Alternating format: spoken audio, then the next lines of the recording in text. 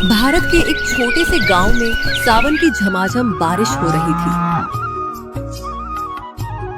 गांव के किसान शंकर के घर की छत टपक रही थी, लेकिन उसकी चिंता कुछ और ही थी।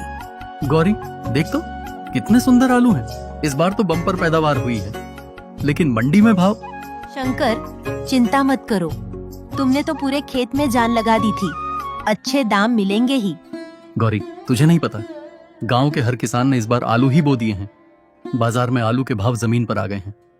सोहन का तो कहना है कि उसे आलू बेचने से ज्यादा नुकसान हुआ है। तो फिर तुम क्या करोगे? आलू सड़ तो नहीं जाएंगे? नहीं, मैं घाटे में नहीं बेचूंगा। मेरी मेहनत बेईमानी नहीं है। मैं कम दाम पर बेचने से मना कर दूंगा, चाहे गांव वाले कुछ भी कहें। शंकर की यही जिद उसकी मुसीबत बन गई। गांव के बाकी किसानों ने तो घाटा सहकर आलू बेच दिए, लेकिन शंकर ने अपने आलू नहीं बेचे। इससे गांव में उसका मजाक उड़ने लगा। गांव की चौपाल पर कुछ किसान बैठे ताश खेल रहे थे। शंकर वहां से गुजरता है तो सब उसे देखकर हंसने लगते हैं। अरे शंकर, तेरे आलू कैसे हैं? अभी तक खेत में ही पड़े हैं क्या? सोच रहे हैं कि जड़ से पैसे उगेंगे। क्या पता कि बाजार का भाव क्या होता है। ये तो राम राम करके बैठा रहेगा, आलू सड़ेंगे और ये रोता रहेगा। भोला भाई, तुम सबने तो घाटे में ही बेच दिए। मैं अपनी मेहनत का मोल नहीं मांग रहा, सिर्फ इतना चाहता हूं कि मुझे उचित दाम मिले। उचित दाम? अरे भाई, बाजार का कोई धर्म नहीं होता, मांग और पूर्ति का खेल है। तुम्हारी अक्ल कहां गई? इतने आलू पड़े हैं कि कुत्ते भी नहीं खाते, और तुम उचित दाम की बात कर रहे हो। सुखिया भैया, मैं जानता हूं कि मेरी मेहनत क्या है। गर्मी में धूप में खेत जोता, पानी के लिए तरसा, कीड़ों से फसल बचाई। मैं उस मेहनत का अपमान नहीं होने दूंगा। तो फिर जमा कर अपने आलू, खुद खा ले, पता चलेगा तुझे। शंकर का मन टूट गया, लेकिन उसने हार नहीं मानी। वो चुपचाप वहां से चला गया। उसकी आंखों में नमी थी, लेकिन हौसला बरकरार था।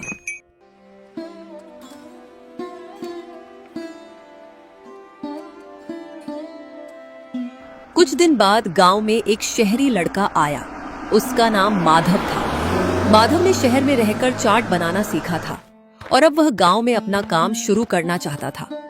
एक दिन वह शंकर के खेत के पास से गुजर रहा था। भैया, आपके यहाँ आलू इतने सारे हैं, क्या ये सब बिकेंगे? नहीं बेटा, मंडी में भाव गिर गए हैं। कोई खरीदने को तैयार नहीं है। जाने क्या होगा इनका। भैया, मैं माधव हूँ। मैंने शहर में चाट बनाना सीखा है। अगर आप मुझे ये आलू दें तो मैं इनसे आलू टिक्की चाट बना सकता हूँ और एक ठेला लगा सकता हूँ। क्या? आलू टिक्की चाट? ये तो गांव में कोई नहीं खाता। भैया, यही तो मौका है। सावन की बारिश में लोग गर्मा गर्म चाट खाना पसंद करते हैं। मैं आपको विश्वास दिलाता हूँ, लोग पागल हो जाएंगे। पर बेटा, अगर नहीं बिकी तो? मेरा तो कुछ और बिगड़ता नहीं, बस ये आलू सड़ेंगे। लेकिन तुम्हारा क्या होगा? भैया, मैं भी तो आपके साथ जोखिम ले रहा हूं। साथ मिलकर इस मुसीबत को पार करेंगे। बस आपको मेरा साथ देना है। माधव, मुझे भरोसा है तुम पर। चलो जोखिम उठाते हैं। अगर ये काम कर गया तो क्या बात होगी, और अगर नहीं भी किया तो क्या? हम कोशिश तो करेंगे।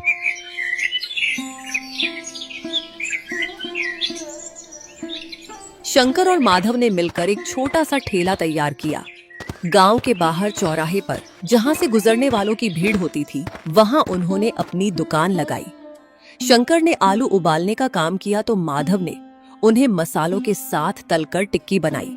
पहले दिन उनकी बहुत घबराहट थी। 2-3 लोगों ने रुककर देखा, पर कोई खरीदने नहीं आया। शंकर का मन डूब रहा था।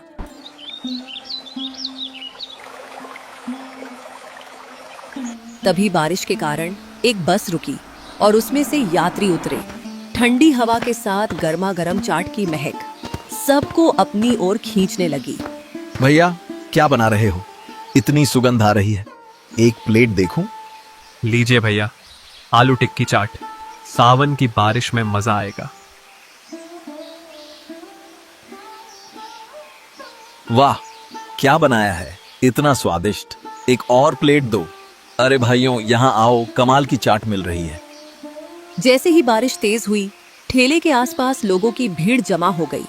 गरम गरम चाट, हरी लाल चटनी और दही का स्वाद सबको बेहद पसंद आया। भैया ये चाट तो शहर जैसी लग रही है, बहुत मस्त बनाते हो। मुझे 3 प्लेट पैक करो, घर ले जाना है। माधव देख रहा है, लोगों को पसंद आ रही है। भैया मैंने कहा था ना, अब देखिए कुछ ही दिनों में हम इतना कमा लेंगे कि पूरे गांव की नजरें चौंध जाएंगी। पहले ही दिन उनका सारा माल बिक गया। शंकर की खुशी का ठिकाना नहीं था। वह रात को गौरी से कहता है, गौरी, आज हमने 10 गुना मुनाफा कमाया है। माधव ने सच में जादू कर दिया। मुझे पता था तुम्हारी मेहनत रंग लाएगी। भगवान ने तुम्हारा साथ दिया है।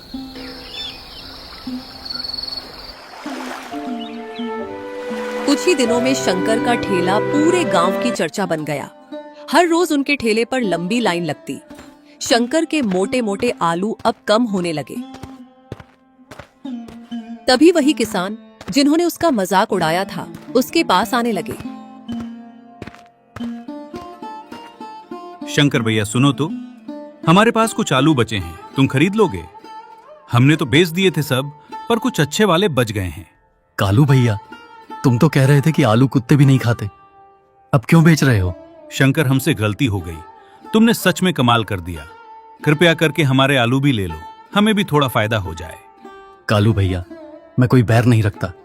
मुझे पता है खेती में क्या क्या गुजरती है। माधव, इनका आलू देखो, अच्छा हो तो उचित दाम देकर ले लो। भैया आप बड़े दिल के हो, लेकिन मैं आपको बताता हूँ, ये हम सबके लिए फायदे का सौदा है।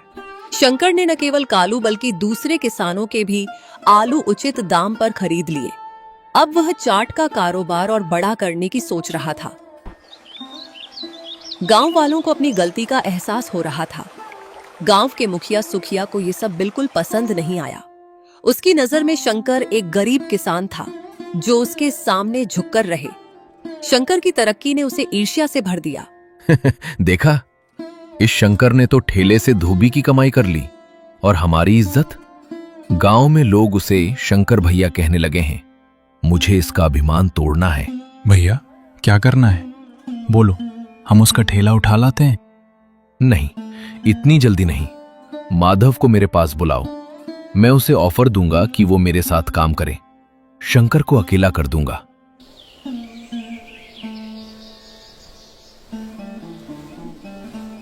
सुखिया ने माधव को बुलाया और उसे लालच दिया। माधव बेटा, तुम बड़े होशियार हो, इस गरीब शंकर के साथ क्यों काम कर रहे हो? मैं तुम्हें दुगुना पैसा दूंगा, बस मेरी बात मानो और शंकर को छोड़ दो। सुखिया भाई, आप क्या कह रहे हैं? शंकर भैया ने मुझ पर भरोसा किया जब कोई नहीं करता था। मैं उन्हें धोखा नहीं दे सकता। अक्लमंद बन, पैसा है तो इज्जत है। इस गरीब की दोस्ती तुझे कहां ले जाएगी? मुझे माफ करें, मैं शंकर भैया का साथ नहीं छोड़ सकता। उन्होंने मुझे बेटे की तरह माना है। माधव ने सुखिया का ऑफर ठुकरा दिया। सुखिया को और गुस्सा आया। अब उसने एक और साजिश रची।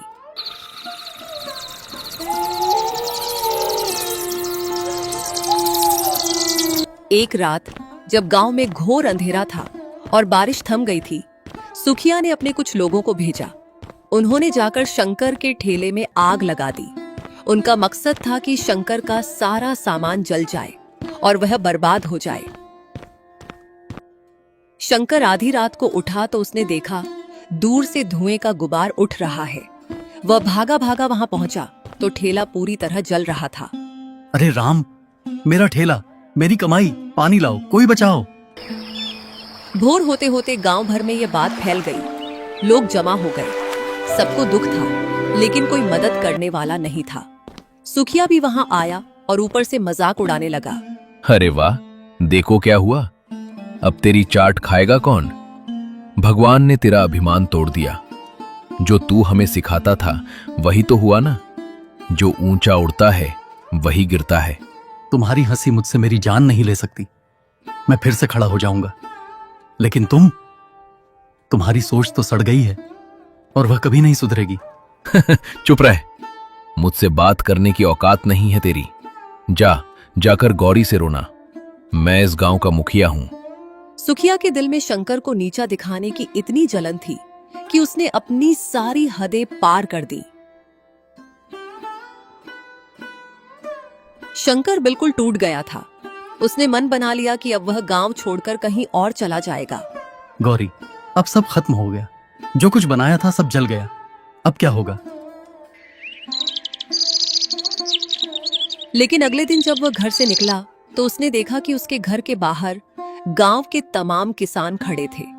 उनमें वही कालू और भोला भी थे जिन्होंने उसका मजाक उड़ाया था। शंकर भैया, हम सब आपके लिए इकट्ठे हुए हैं। हमें पता चल गया है कि सुखिया ने तुम्हारे ठेले में आग लगवाई है। उसके एक आदमी ने हमें बता दिया है। जी शंकर भैया, हम सब आपके साथ हैं। आपने हमें सिखाया कि मेहनत बेईमानी नहीं है। आपने हमारे आलू खरीदे और हमें कमाने का मौका दिया। अब हम आपके काम आएंगे। लेकिन मेरा तो ठेला जल गया, मेरे पास कुछ नहीं बचा। हम सब ने मिलकर पैसे इकट्ठे किए हैं, ये नया ठेला बनाने के लिए हैं। और हम सबके खेतों में आलू हैं। हम आपको उचित दाम पर माल देंगे। भैया आप बस काम शुरू कीजिए, बाकी हम देख लेंगे। सुखिया को उसकी औकात दिखानी होगी। आप लोग, आपने तो मुझे दोबारा जीवन दे दिया। मैं आपका कर्ज कभी नहीं उतार सकता। जब सुखिया को पता चला कि शंकर फिर से खड़ा हो गया है तो वह भड़क उठा। उसने गांव के सरपंच से शिकायत की कि शंकर बिना लाइसेंस के ठेला चला रहा है, लेकिन सरपंच ने उसे सुना तक नहीं। साला शंकर, तुझे मैं मिट्टी में मिला दूंगा। देख ले, कल मैं पुलिस बुलवा दूंगा। बता देता हूं मैं तुझे। सुखिया नशे में धुत होकर शंकर के ठेले पर जा पहुंचा और गाली गलौज करने लगा। निकल यहां से, तेरी औकात नहीं है यहां ठेला लगाने की। मैं गांव का मुखिया हूं। सुखिया भाई, आप शराब पीकर बकवास कर रहे हैं। कृपया यहां से चले जाइए। तभी सुखिया का पैर फिसला और वह आग से जलता हुआ चूल्हे पर गिर गया। उसके कपड़ों में आग लग गई। लोग चीखने लगे, बचाओ, मुझे बचाओ। शंकर, मुझे माफ कर दो, मैंने बहुत गलत किया। शंकर ने तुरंत अपनी जान की परवाह न करते हुए उस पर पानी फेंका, लेकिन तब तक सुखिया बुरी तरह जल चुका था। मैं तुम्हारा बुरा चाहता था। शंकर, मुझे माफ कर दो। मुझे अपनी ईर्ष्या पर बहुत शर्म आती है। चुप रहो, पहले अपनी जान बचाओ। मैं तुम्हें कभी माफ कर सकता हूं, लेकिन भगवान से डरो। तुमने मेरी जान बचाई, जबकि मैं तुम्हें मारना चाहता था। मैंने सोचा था कि पैसा और ताकत ही सब कुछ है, पर तुमने मुझे दिखा दिया कि इंसानियत सबसे बड़ी है।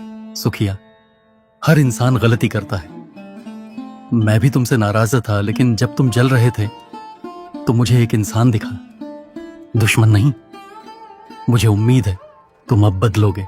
सुखिया बच तो गया, लेकिन उसका चेहरा जल गया।